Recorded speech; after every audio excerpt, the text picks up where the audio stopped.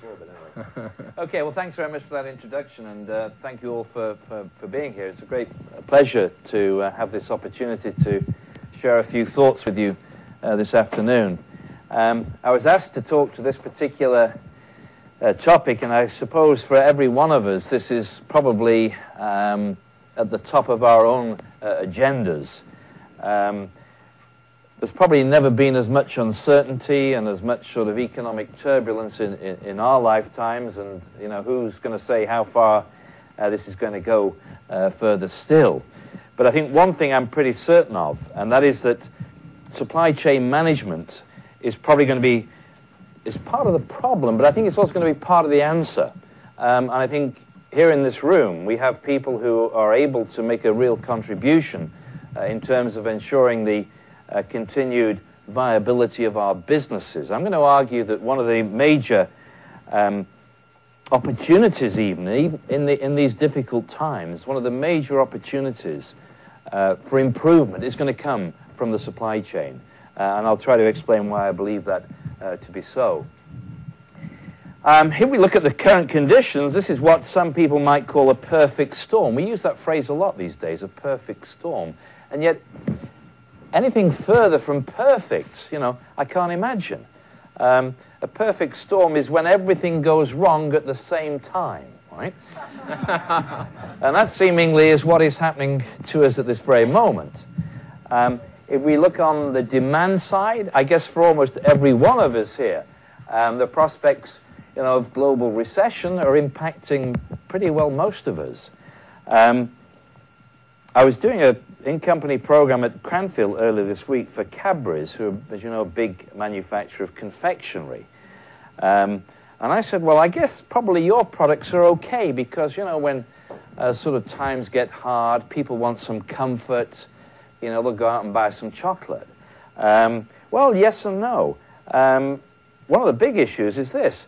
10 years ago, their biggest customer in Britain was a company retail chain called Woolworths. Anybody know what happened to them last week?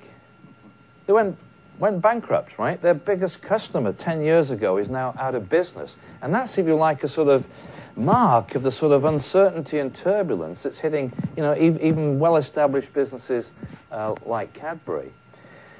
On the supply side, again, I think we find all sorts of concerns here. It's only 8 months ago that for many businesses we were facing unprecedented rises in commodity prices, for example. Here in Italy, perhaps, I guess you know it as well as anybody, with rises in staple products impacting the cost of food.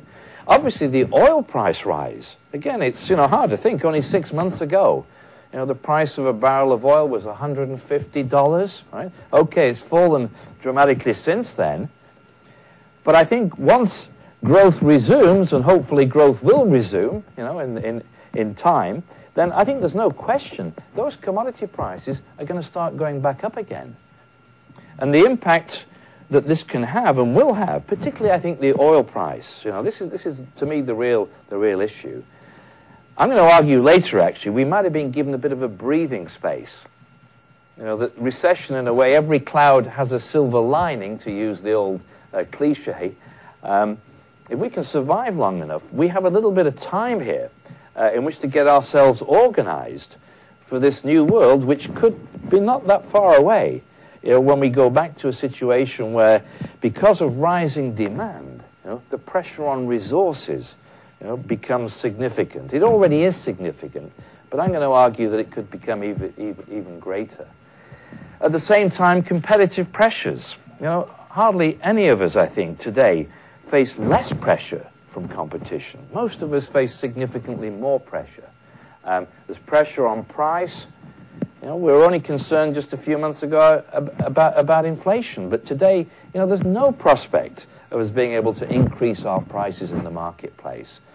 So a lot of pressure today from competition. If that's not bad enough, then we have financial uncertainty. Certainly we're being hit by this in the UK with the falling value of sterling against the euro and the dollar.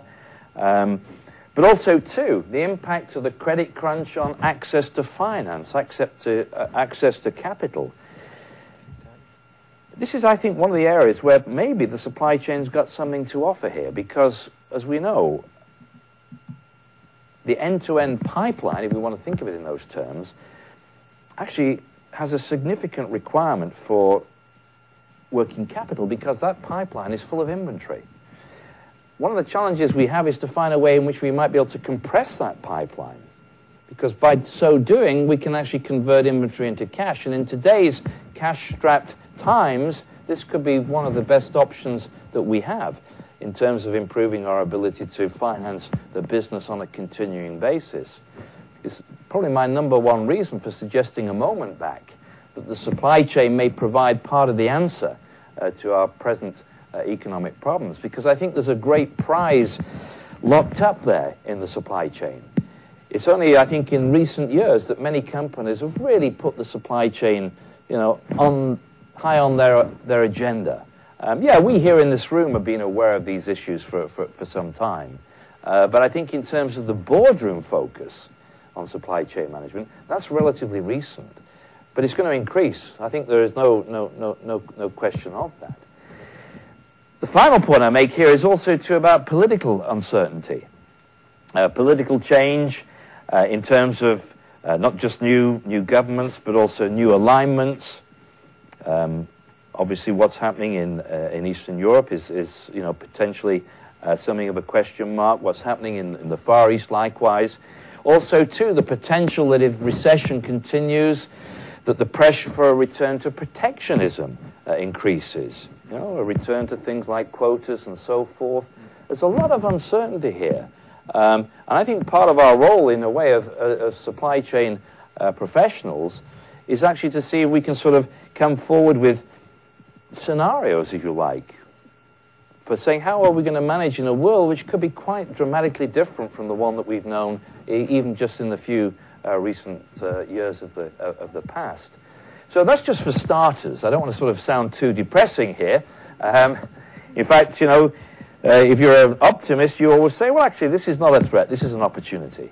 But I don't know, that's a fairly glib sort of cliche, but it is, I think, a reality that we're all of us going to have to increasingly contend with. We need to factor this into our thinking, into the development of our